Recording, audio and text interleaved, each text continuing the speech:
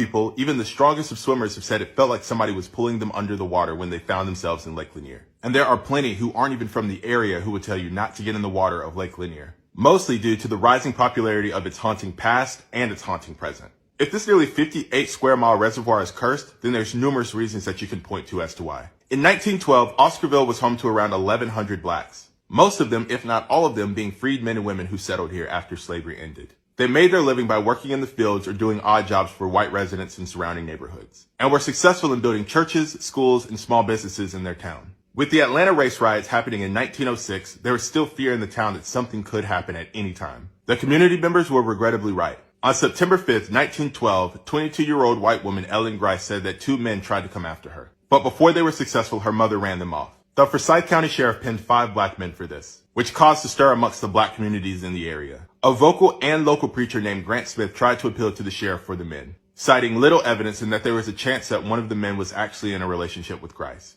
This angered the local white community, so they came to the courthouse for Grant Smith, with horsewhips and other various things. And on those steps is where Grant Smith almost passed away. Tony Howell, one of the men, was accused and convicted. Shortly after this, false rumors began to spread that blacks were planning to do something to a nearby town. So white residents in the areas were loading up on arms and patrolling the towns. On September 12, 1912, 16-year-old Ernest Knox was accused of assaulting 18-year-old May Crow. She was found barely alive in the nearby Big Creek community. Searchers allegedly found a small pocket mirror belonging to Ernest Knox. They found him at home, threatened to hang him, and coerced him to confess. Knox and 4 other men, presumed to be his accomplices, were taken to a jail in the Atlanta area. A group of over 2,000 whites came to the jail and overtook it, hanging one of those men, Rob Edwards, from a telephone pole in the town square. Both Knox and another teenager named Oscar Daniel were found guilty. They were sentenced to hanging without ever having a fair trial, a sentence that was also against the law in the state at this time. And the Night Riders, an openly supremacist group, was formed after these events, with their main goal being to run every black person out of Forsyth County and beyond. Oscarville became the subject of their attention. Over 98% of its black residents were run out of town or slaughtered for not leaving. Black property deeds were literally given to white neighbors without a bill of sale or transfer. The Night Riders and their allies drove every black person out of Oscarville. They stole their land and left it a ghost town.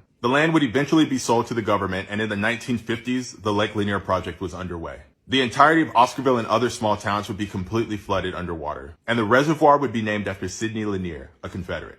In total, over 50,000 acres of farmland would be washed away, 250 families displaced, and over 20 cemeteries left under the water. And to this day, it seems that what was left behind still has a story to tell. Hundreds and hundreds of people have passed away in this lake, with well over 200 of them happening after 1994. What that number doesn't include are also the amount of accidents that happen, both vehicular and boating in nature. On top of that, it's said that this lake is haunted. One of the legends is that the spirits under the water would try to pull you under. Roads, artifacts, and foundations have been found underneath the water, which also leads people to believe that there are souls tied to them forever. People also claim to have felt inanimate arms and legs underneath the murky water. And the most popular myth is the Lady of the Lake. The story goes that a woman and her friend were heading to Dawsonville in 1958. That car went off the bridge and into Lake Lanier. The woman who was driving the car was wearing a blue dress. And it wasn't until 18 months later when they eventually found that woman. She was allegedly missing 2 toes on her left foot and she had no hands. And people to this day still have stories about seeing this woman in blue on the bridge and throughout the lake.